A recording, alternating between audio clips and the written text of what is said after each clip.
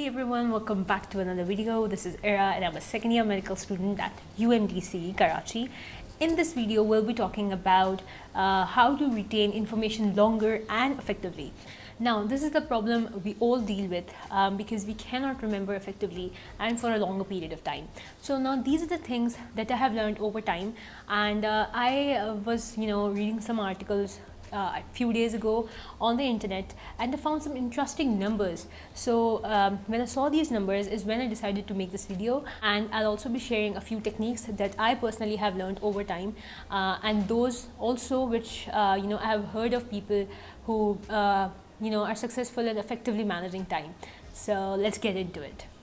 Okay, so the most interesting thing that I came across was that you only tend to remember 10% of what you have read, right from the textbooks or online sources or PDF or whatever. Now, if we talk about it practically, 10% of what you read is what you remember, right? So for example, if I only read my books in first year MBBS, I'll only be able to retain the 10% of what I read in my exams. And of course, obviously that 10% will not help you to pass your exams. So how to amplify the information that you have read from your textbook, right? Also, we are going to look into the fact that is reading then really important, or you can probably omit it, right? So when you have talked about the thing that you retain the least, that is reading a textbook is the least retained information.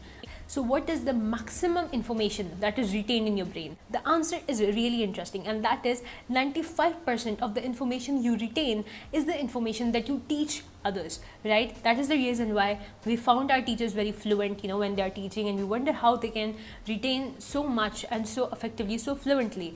The reason is teaching others is 95% of the information you're going to retain. Now, does this mean you start taking tuitions, or does this mean you start teaching your peers or your mates or your friends? But that's really not very feasible. You have a limited period of time, and you read that book. Reading books, reading texts is in itself very difficult, right? And then you don't really have much time to teach each and every topic to your friends. What are they going to do for themselves, right? So the answer to this is teach to yourself. Whenever you have read the textbook, write whatever you have, make your notes. And when you have done that, when you are revising it, or when you're learning those notes that you have just written, the best way of learning your notes is to teach yourselves. You can, have a whiteboard in your home, or a blackboard or whatever, or you can just take a piece of pen and paper and pretend that you are teaching that particular topic to yourself.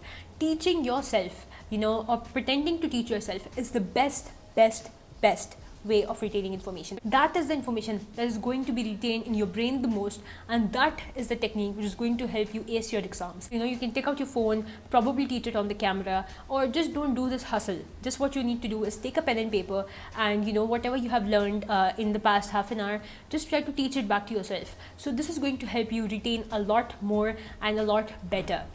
Also, just as we talked about making notes and teaching them back to yourself, the other thing that comes here is how to make your notes. Now, 50% of the information that you retain is the information that you visually see, or the information that you hear. Now, we tend to remember things that we see rather than the things we read. Yeah, of course, we talked about it. Now, when we talk about the importance of retaining information visually, what do we mean?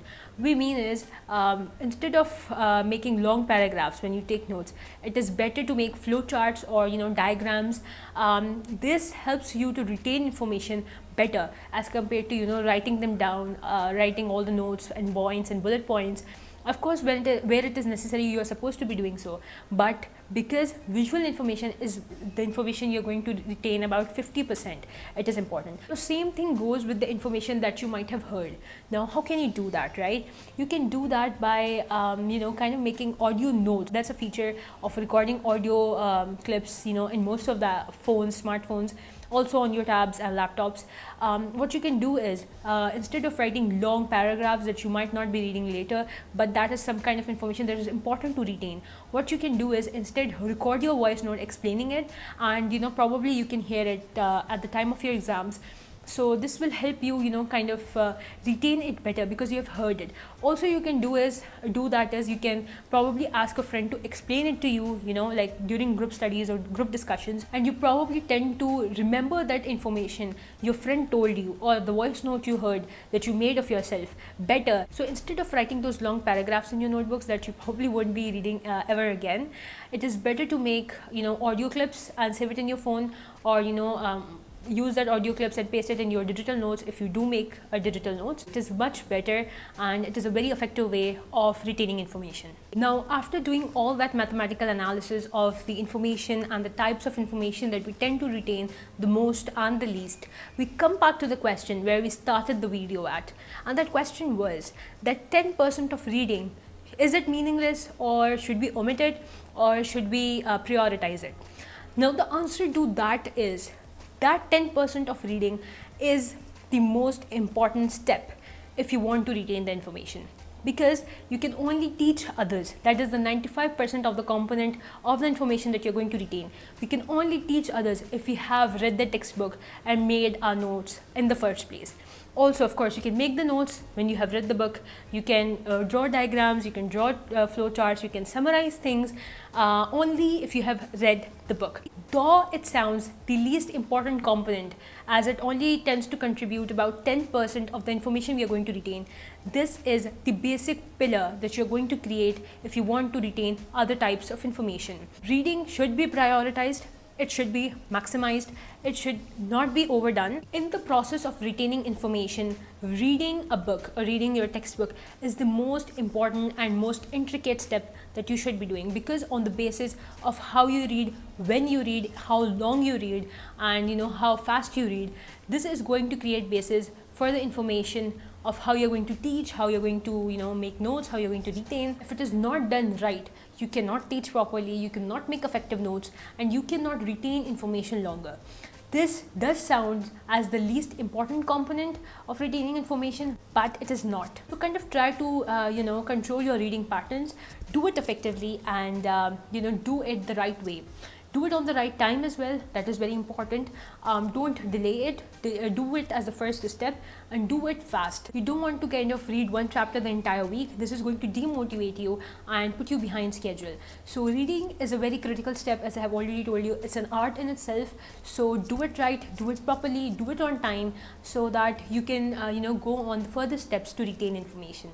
Well, that's it for today's video. I hope you really liked it. If you did find it helpful, give it a like, subscribe, and I'll see you soon. Till then, take care, stay safe.